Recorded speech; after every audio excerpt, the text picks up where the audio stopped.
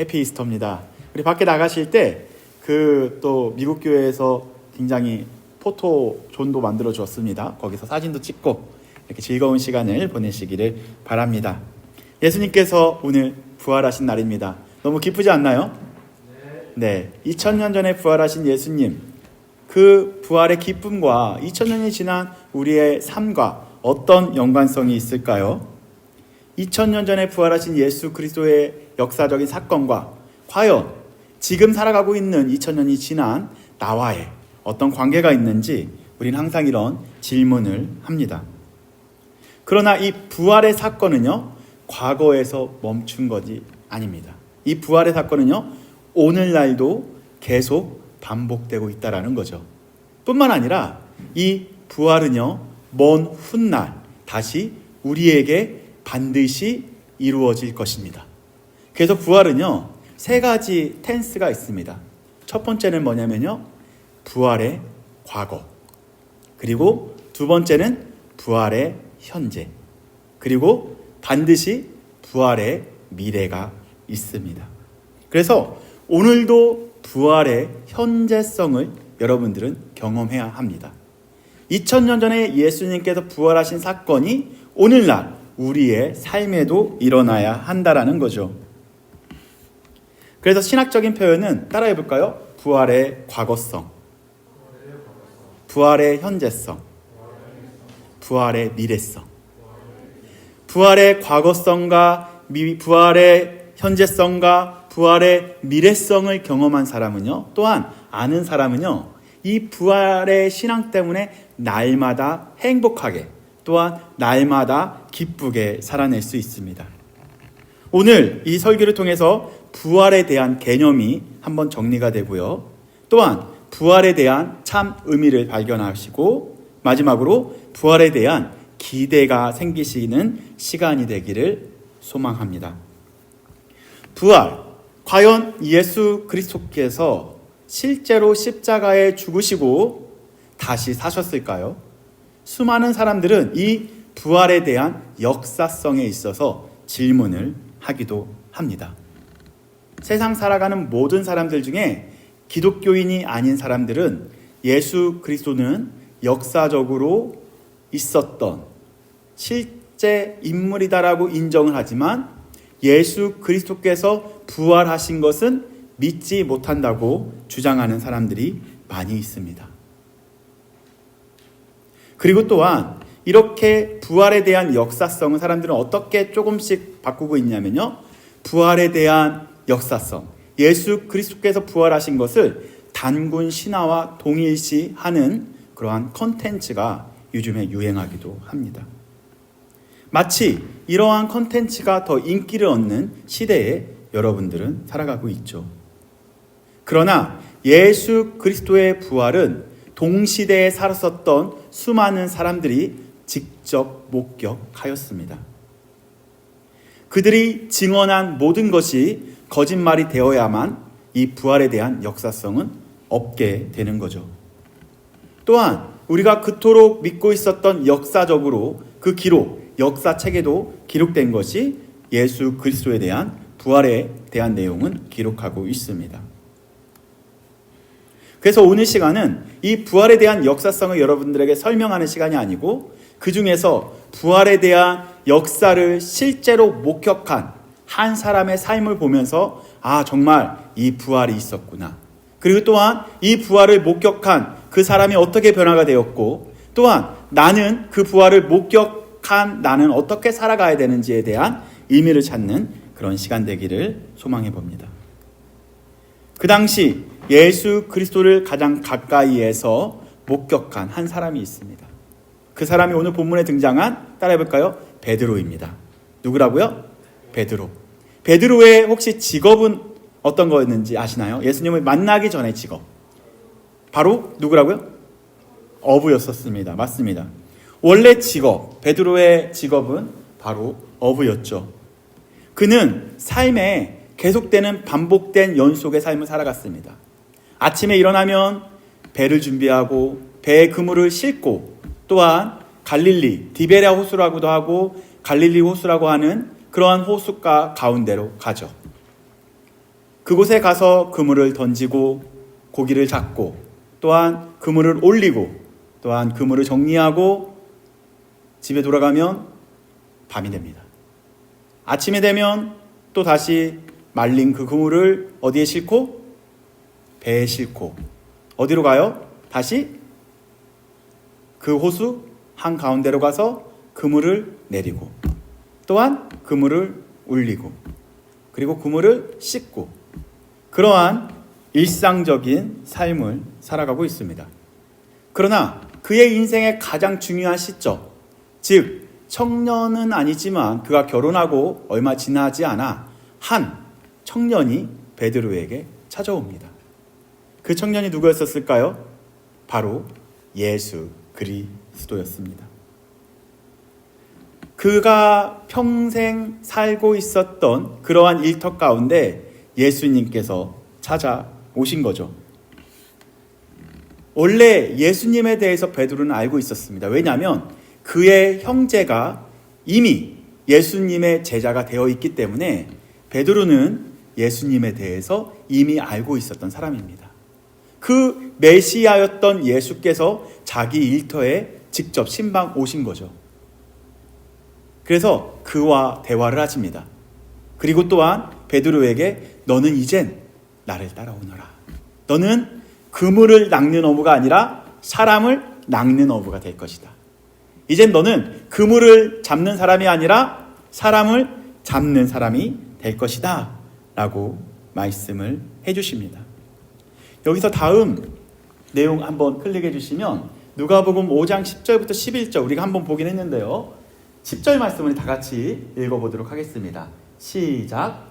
세베대의 아들로서 시몬의 동업자인 야고보와 요한도 놀랐습니다. 예수께서 시몬에게 이르시되 무서워하지 말라. 이제 후르는 내가 사람을 취하리라. 여기서 취하다라는 단어는 조그론이라는 단어를 쓰는데요. 이게 뭐냐면 조에와 에그론의 합성어입니다. 그건 바로 뭐냐면 에그론은 그냥 잡다라는 뜻이 있지만 앞에 조에를 쓴 거예요. 이 조에는 생명이라는 단어를 합친 겁니다. 다시 말해 이 단어는 언제 사용되는 단어냐면요. 사람을 살릴 때 또한 생명을 살릴 때 쓰는 표현이 이 주그론이라는 단어입니다. 다시 말해 베드로 너는 이젠 물고기를 만약에 산채로 잡는다면 물고기는 어떻게 될까요? 죽을 수밖에 없는 거죠. 그러나 너는 물고기를 잡는 사람이 아니라 사람을 살리는 사역을 할 거야. 누구와 함께? 예수님과 함께. 정말 의미 있는 삶이지 않겠습니까? 그렇게 예수님께서 직접 베드로를 찾아오셔서 내가 너와 함께 영혼을 살리고 생명을 살리는 사역을 함께 할 거다. 그러다 보니까 베드로는 어떻게 했을까요? 그들이 배를 육지에 대고 모든 것을 버리고 누구를 따르기 시작한 거예요? 예수님을 따르기 시작을 합니다. 이렇게 베드로는 예수님을 따라다닙니다. 그러나 베드로의 그 이후의 삶은 굉장히 기적의 연속이었습니다. 그 중에 어떠한 일을 제가 두 가지만 오늘 설명해 드릴 텐데요. 그때 당시 아무 SNS도 없었지만 정말 인플루언서 중에 인플루언서가 예수님이었죠. 그 중에 사건 하나가 뭐가 있었을까요? 여러분들 다 아는 사건. 바로 하나 클릭해 주시면 하나만 더 클릭해 주시면 어떤 사건일 것 같아요? 오자로 시작하죠? 오병이어. 오병이어 사건 너무 유명하죠. 이렇게 예수님께서 하셨던 기적의 사건 중에서 마태복음, 마가복음, 누가복음, 요한복음 모두가 기록한 사건 중에 하나가 바로 이 오병이어입니다. 오병이어의 사건은 어떤 사건이었죠? 예수님이 많은 사람들에게 복음을 전했을 때 수많은 사람들이 예수님을 쫓아왔습니다. 그 중에서 다 카운터할 수가 없어서 그 중에 카운터 된 사람은 성인, 그러니까 학생, 졸업한 사람들 중에서도 남자들만 카운터를 하니까요. 약 5,000명이 된다고 합니다. 그렇다면 어린아이도 예수님을 따라갔을 것이고요. 그 중에 수많은 여인들도 예수님을 따라다녔을 것입니다. 그렇다면 5,000명 이상이 되는 사람들이 모여서 예수님의 말씀을 듣고 있었던 거죠. 근데 여러분들 항상 느끼는 거지만 설교 말씀 많이 듣고 기도 많이 하고 말씀 많이 듣고 그리고 열심히 전도하면 배가 고플까요? 안 고플까요? 배가 고픕니다. 그러나 그들이 갖고 있었던 것은 한 아이가 갖고 있었던 도시락 하나였었던 거죠. 그게 바로 5개의 떡과 2마리의 물고기 뿐이었습니다. 오늘 예수님께서는 그 베드로의 눈앞에서 기적을 보여주시죠. 그 5천 명이 배부르게 먹을 수 있는 신비한 역사가 일어났습니다. 저도 다른 사람에게 나눠줘도 그 빵을 계속 먹을 수 있는 그러한 기적이 누구에게 일어난 거예요? 바로 베드로에게 일어났던 거죠.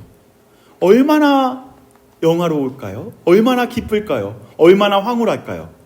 그러한 기적을 베드로는 경험합니다. 뿐만 아니라 또 하나 볼까요? 이 사건은 어떤 사건인 것 같아요? 예수님과 베드로가 함께 어디를 걷고 있는 장면일까요? 그 바로 아까 베드로가 일했었던 장소인 갈릴리 호수, 디베레아 호수를 예수님과 함께 무리를 걷는 거예요. 본인은 평생을 갈릴리 호수에서 고기를 잡아왔지만 그 바다 위, 그 호수 위를 걸을 수 있었어요? 한 번도 걸어본 적은 없죠. 그러나 예수님과 함께 바다 위를 겪는 그러한 신비로움도 경험한 사람, 유일하게 바다 위를 걸어본 사람은 세상에 2사람밖에 없을 것입니다. 역사적으로 예수님과 베드로. 이렇게 기적적인 것을 누가 경험한 거예요? 바로 베드로가 경험한 거죠. 이 2 사건을 만약 예수님께서 지금 이 시대에 기적을 일으켰다면 정말 한 1억 명이 한 1분 만에 팔로워가 될걸요. 오늘은 바다를 예수님과 함께 걸었어요. 아니면 오늘은 예수님께서 5천 명을 먹이셨어요. 그런 기적을 한번 인스타에 올렸다고 생각해 보십시오. 수많은 사람들이 다들 그거를 좋아요로 누르고 그 기적을 보려고 모여 있었을 것입니다. 이렇게 예수님께서는 베드로와 함께 그 기적적인 삶을 살아가셨습니다. 예수님은 그러한 기적을 보이시면서 베드로는 예수 그리스도가 바로 우리가 기다렸었던 메시아임, 또한 하나님의 아들이자 하나님이심을 믿고 또한 그를 따르기 시작했었던 거죠. 이렇게 예수님을 따라다니다 보니까 예수님께서도 인기가 좋았지만 자기 자신도 인기를 경험하게 됩니다. 예수님을 따라다니니까 누구에게 잘 보이죠? 예수님을 따라다녔었던 그 베드로가 바로 수제자이기 때문에 그 인기를 경험하기도 하죠. 그는 자기도 모르게 어깨에 힘이 들어가고 목에도 힘이 들어갑니다. 그래서 그는 하나의 소망이 생겼습니다. 그 소망이 바로 뭘까요? 예수님께서 통치하는 그날이 되면 나는 예수님의 옆자리에서 예수님을 따라다녔기 때문에 그 한 자리를 갖는 것이 그의 소원이기도 하였습니다. 그러나 그의 기대와 달리 또한 성공의 자리가 아닌 오히려 실패의 자리, 생명의 자리가 아닌 죽음의 자리, 위인의 자리가 아닌 죄인의 자리, 그러한 십자가의 자리로 내가 갈 것이다라는 것을 베드로에게 틈만 나면 예수님께서 말씀하십니다. 그래서 어느 날은 예수님께서 오늘도 동일하게 얘기하는 거예요. 야, 내가 십자가에 달릴 날이 다가왔다. 내가 십자가에 달리게 되면 너는 나를 부인할 거야 라고 말씀하시지만 베드로는 그거를 한 귀로 듣고 한 귀로 흘리게 되죠. 그가 어떻게 고백했는지 한번 찾아보도록 하겠습니다. 이거는 웃긴 건데 그 베드로의 인기를 설명하기 위해서 저도 인생을 살면서 인기가 있었던 적이 있을까요? 없을까요? 니즈 시절 딱 한 번 있었어요. 이게 제가 학부 때였었는데 이게 CCM 경연대 축제를 했었을 때 저희가 1등을 해서 사람들이 이제 이렇게 무대 위에도 올라가 봤고 소양이랑 같이 무대를 서본 적이 있었습니다. 그러다 보니까 그날은 이게 매스컴도 타고 하니까 사람들이 지나갈 때마다 와, 저 사람 누군지 내가 봤어 하면서 인기를 경험한 적이 딱 한 번 있습니다. 학부 때 사진 한번 보여드린 거고요. 부끄럽네, 민망하네요. 어쨌든 넘어갔으면 좋겠습니다. 이렇게 베드로는 인기의 절정이 있었을 때 인기의 절정에서 예수님께서 베드로에게 말씀하십니다. 나는 이젠 십자가로 지고 갈 거야. 그렇게 그때가 되면 너는 나를 배신할 거야 라고 말씀을 하셨는데 베드로는 뭐라고 대답했냐면요. 베드로가 대답하여 이르되, 우리 빨간색만 다 같이 읽어보도록 하겠습니다. 시작. 모두 주를 버릴지라도 나는 결코 버리지 않겠나이다. 예수께서 이르시되 내가 진실로 내게 이르노니 오늘 밤 닭이 3번 울기 전에 내가 3번 나를 부인할 것이다. 베드로가 다시 말합니다. 베드로가 이르되 뭐라고 이야기한다고요? 시작. 내가 주와 함께 죽을지언정 주를 부인하지 않겠나이다 하고 모든 제자도 그와 같이 말하니라. 그러나 이렇게 호언장담한 베드로에게 위기가 찾아옵니다. 이게 보니까 마태복음 26장에 나와 있어요. 잉크가 마르기도 전에 바로 베드로의 반응이 어떻게 바뀌느냐면요. 한번 보도록 하겠습니다. 똑같이 26장 71절에 바로 이렇게 반응합니다. 앞문까지 나아가니 다른 여종이 그를 보고 있는 것을 사람들이 말하되 이 사람이 나사렛 예수와 함께 있었음을 하며 베드로가 이게 3번째 부인한 거예요. 뭐예요? 맹세하고 또 부인하여 이르되 뭐래요? 시작. 나는 누구를요? 그 사람을 알지 못하노라. 예수님을 뭐라고 표현해요? 나는 그 사람의 누구인지 모릅니다. 그는 맹세하고 또 부인합니다. 사실 이거는 저주하다라는 표현도 나와요. 다른 복음서에는. 내가 그 사람을 알면 내가 저주받을 것입니다. 확실히 나는 그 사람을 알지 못합니다. 바로 예수님이 보는 그 앞에서 예수님을 3번 부인합니다. 그는 죽음과 사망이라는 위기 앞에서 예수님을 배신합니다. 평소에 그는 거짓말을 하지 않는 그러한 강직한 사람이었지만 그 사망과 죽음 앞에서는 그는 위기 앞에서는 예수님을 모른다고 부인합니다. 이렇게 베드로도 연약한 사람입니다. 그렇다면 우리는 연약하지 않을까요? 우리 역시 베드로와 동일하게 연약한 존재라는 거죠. 우리 역시 위기 앞에서 예수님을 모른다, 배신할 수 있는 가능성이 있는 충분한 사람들입니다.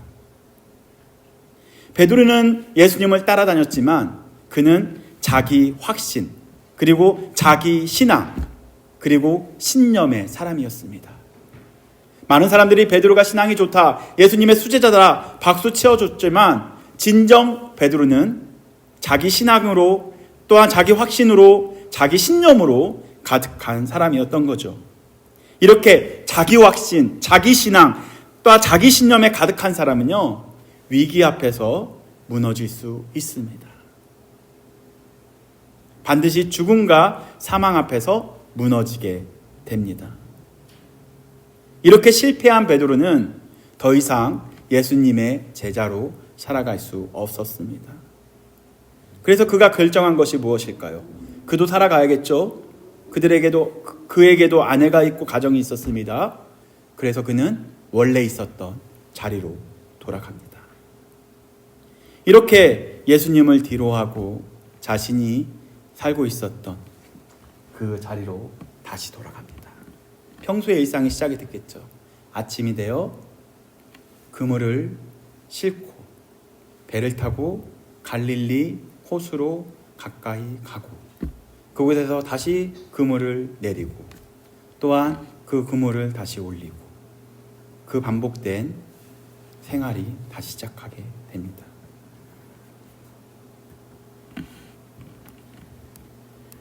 그는 어부로 다시 돌아가고 원래 예수님을 잡고 의지했었던 이 베드로는 다시 그물을 잡고 물고기를 잡기 시작을 합니다. 생명을 살리는 사역이 아니라 물고기를 잡아 죽이는 사역으로 다시 돌아가게 된 거죠. 베드로가 돌아간 곳은 바로 이 디베랴 호수입니다. 오늘 이 디베랴 호수 가운데 예수님께서 다시 찾아오십니다. 십자가에 죽으셨었던 그 예수님께서는 부활하신 이후에 다시 접어 이 일터, 처음 베드로를 찾아갔었던 그 일터로 예수님께서 다시 찾아오십니다. 그리고 다시 예수님과 베드로와의 만남이 이루어지는 장면이 오늘 여러분들과 함께 보았었던 요한복음 말씀이죠. 잘 보시면 요한복음 오늘 본문의 15절을 보시면요, 어떤 상황을 소개하고 있냐면요, 그들이 조반을 먹은 후에 뭐래요? 그가 무엇을 먹었대요? 조반을 먹은 후에 예수님께서 시몬 베드로에게 말씀하십니다. 오자마자 너 나를 왜 배신했어? 너 나랑 눈 마주쳤잖아. 너 왜 나를 모른다고 했어? 라고 질문하지 않습니다. 예수님께서 돌아오셔서 제일 먼저 하셨던 것은 그 배고픈 베드로의 배를 채워주십니다. 힘들었지? 많이 외로웠지? 많이 무서웠지? 하면서 그냥 먹이시는 사역을 하시죠. 그러면 여기 그들이에 바로 베드로가 들어가 있는 거죠. 베드로를 먹이시고 무엇라고 말씀하시냐면요, 요한의 아들 시몬아, 내가 이 사람들보다 나를 더 사랑하느냐? 라고 질문하십니다. 베드로에게 먹이시고 나서 그냥 딱 한마디 하십니다. 너 왜 그랬어가 아니라, 너 왜 배신했어가 아니라, 아가파스메, 나를 사랑하냐? 질문은 하나예요. 아가파스메, 너가 나를 사랑하냐? 베드로의 대답을 볼까요? 원래 베드로는 자기 확신, 자기 신앙이 뚜렷했었던 사람입니다. 다른 사람은 다 예수님을 모른다고 하더라도 나는 예수님을 버리지 않겠습니다라고 확신이 있었던, 자신감이 있었던 그 사람이 오늘 예수님을 다시 만났을 때 자신감은 없게 됩니다. 그렇게 자신감 상실한 상태로서 예수님께 다시 이렇게 대답을 하죠. 이르되 주님, 그러합니다. 내가 주님을 사랑하는 줄 주님께서 아십니다. 그러나 예수님께서 뭐라고 물어보셨다고요? 따라해볼까요? 아가파스메. 뭐라고요? 아가파스메. 너가 나를 사랑하느냐? 그러나 베드로는 이렇게 대답합니다. 따라해볼까요? 필로세. 필로세. 내가 당신을 좋아하는 줄, 존경하는 줄, 호감이 있는 줄 당신은 아십니다. 너무 소극적인 대답을 하는 거죠. 예수님께서 다시 이렇게 말씀하시죠. 그래, 그러면 너는 내 양을 먹이라. 누구의 양이요? 내 양을 먹이라 라고 말씀하십니다. 이렇게 예수님께서 3번 질문하십니다. 아가파스메. 3번 베드로는 대답합니다. 필로세. 아가파스메, 필로세. 아가파스메, 필로세. 이렇게 대답조차, 예수님, 나는 당신을 정말로 사랑합니다라고 대답하지 못하는 그 베드로에게 찾아오셔서 내가 안다. 그래, 그럼 너는 나와 함께 이 사역 함께 같이 하자. 내 양을 먹여라.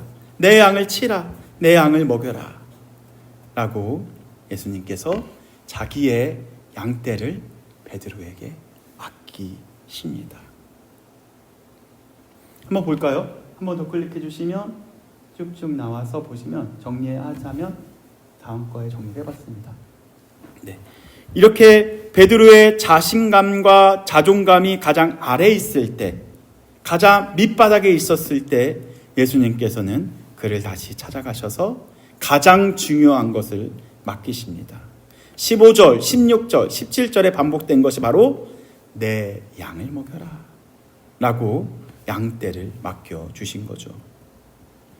인생을 살면서 우리도 이와 같은 경험을 할 때가 많이 있습니다. 신앙적으로, 그렇게 실제적으로 우리가 그럴 때가 있죠. 내가 오히려 잘 나갈 때, 내가 그리고 높은 곳에 있을 때, 뭐든 할 수 있을 때, 내 능력의 최고점을 찍을 때 예수님께서는 양떼를 맡기시지 않으셨고요. 오히려 내가 가장 연약해 있을 때, 내가 실패했다고 느껴졌을 때, 우리가 아무것도 할 수 없다고 느낄 때, 나는 더 이상 예수님을 사랑할 수 있는 힘조차 없다고 고백할 때, 그때 예수님께서 찾아오셔서 뭐라고 말씀하시냐면 괜찮다. 이거 먹고 너는 이제부터 내 양을 먹이라 라고 양떼를 맡겨주신다라는 거죠. 그렇다면 결론으로 가서 내 양을 먹이라라는 것은 무엇을 의미하는 걸까요? 내 양을 먹이라. 여기 앉아 계신 모든 분들에게 내 양을 먹여라, 다 목회자가 되라 라고 명령하시는 거 아닙니다. 이렇게 예수님과의 만남을 갖고 나서 그는 아예 180도 바뀌게 됩니다. 전에는 자기 확신, 자기 신앙, 자기 신념으로 가득했었던 사람이 무엇으로 가득하게 바뀌었냐면요. 따라해 볼까요? 성령으로 충만하더라. 뭐라고요? 성령으로 충만하더라. 베드로가 성령이 충만하니까 아예 180도 바뀌게 됩니다. 전에는 자신감이 충만했다면 그는 부활하신 예수님을 만나고 성령 충만하게 살아가게 됩니다. 그의 신앙은 자기 중심적이었던 신앙이었다면 부활하신 예수님을 만나고 나서는 예수 중심적인 신앙으로 바뀌게 되었던 거죠.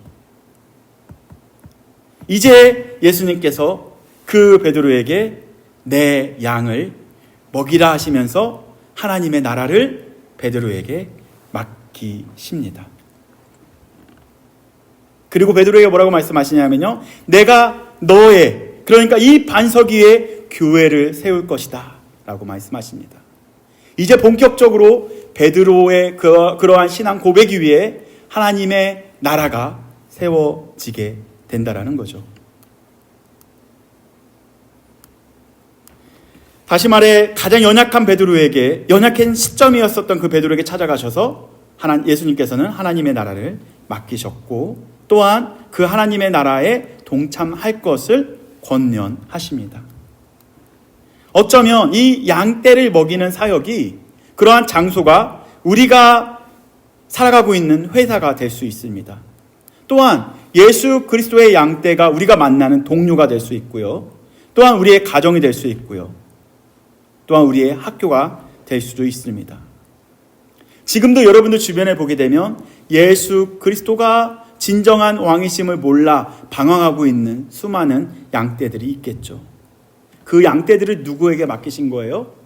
바로 연약한 베드로와 같은 여러분들에게, 연약한 베드로와 같은 나에게, 연약한 베드로와 같은 우리 가족에게, 연약한 베드로와 같은 우리 교회에게 맡겨주신 것입니다. 하나면 됩니다.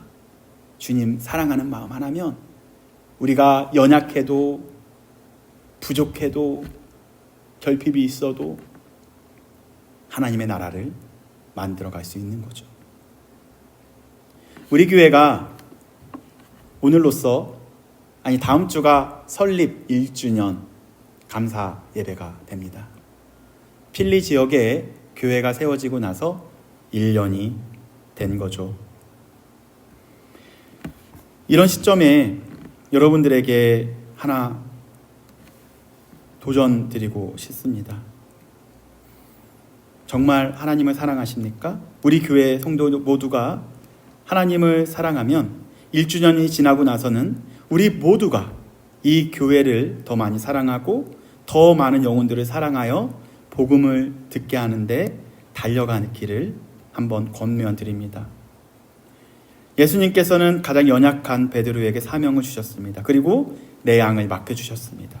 바로 예수 그리스도의 양떼를 맡겨주신 거죠. 예수님께서 먹이신 것처럼, 베드로를 먹이셨던 것처럼 베드로에게 예수님의 양떼를 맡겨주셨습니다. 그렇다면 결론적으로 베드로는 어떻게 변했을까요?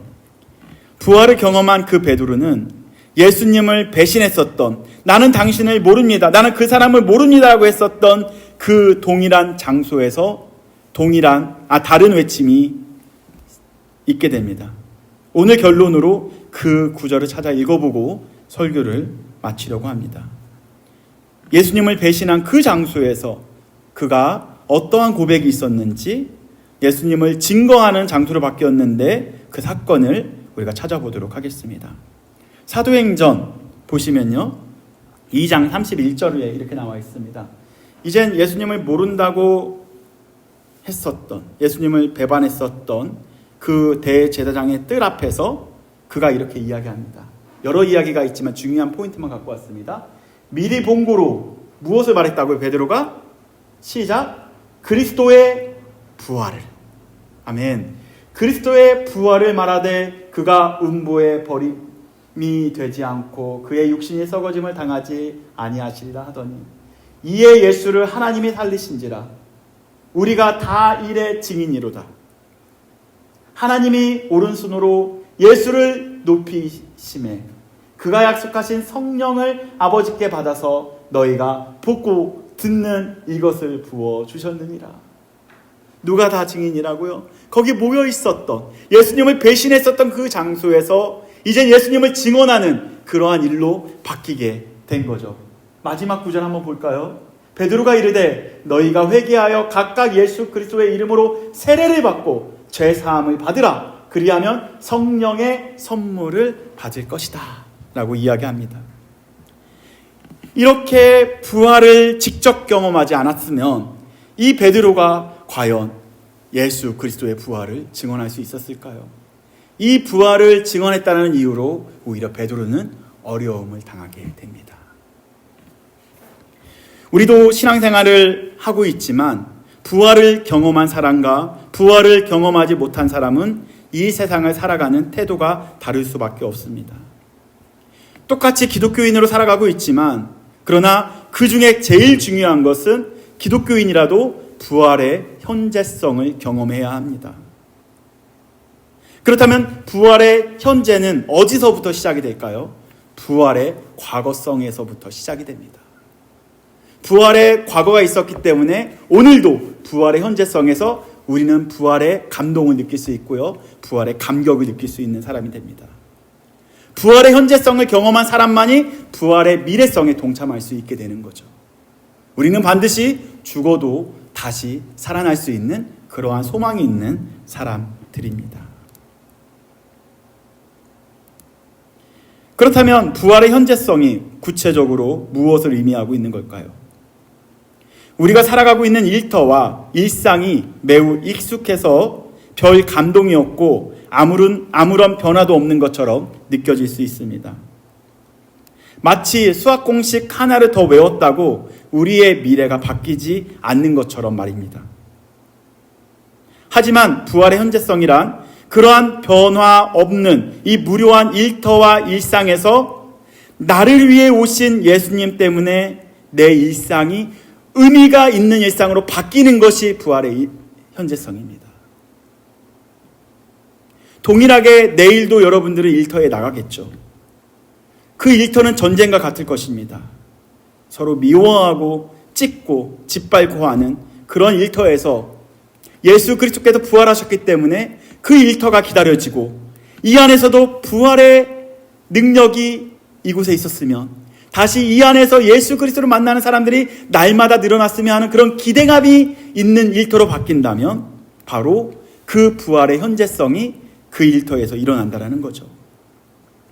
정리하면 예수님 때문에 행복한 인생, 예수님 때문에 기쁘고 기대가 있는 일상, 예수님 때문에 행복한 가정, 예수님 때문에 기대가 되는 나의 미래, 이것이 바로 부활의 현재성입니다. 지금 나의 상황, 그리고 여러 가지 경제적 상황, 현실적 상황을 고려했었을 때는 미래가 보이지 않는다 할지라도 우리에게 미래는 바로 예수 그리스도의 부활이 있기 때문에 미래가 밝을 수밖에 없다라는 거죠. 우리는 부활주일이 끝나고 또다시 내일부터 치열한 학교 생활과 일터를 향할 것입니다. 그러나 그러한 전쟁터와 같은 곳에서 사랑하는 성도님들, 부활의 기쁨을 찾으시기를 소망합니다. 그래서 믿음의 선배들은요, 어디에서 기쁨의 찬양을 드렸냐면요, 감옥에서 기쁨의 찬양을 드렸습니다. 또한 죽음 앞에서 기쁨의 찬송가를 드렸습니다. 우리도 나의 상황, 나의 환경 때문에 기뻐하는 것이 아니라 예수님의 부활 때문에 기뻐하는 저와 여러분들이 되기를 소망합니다.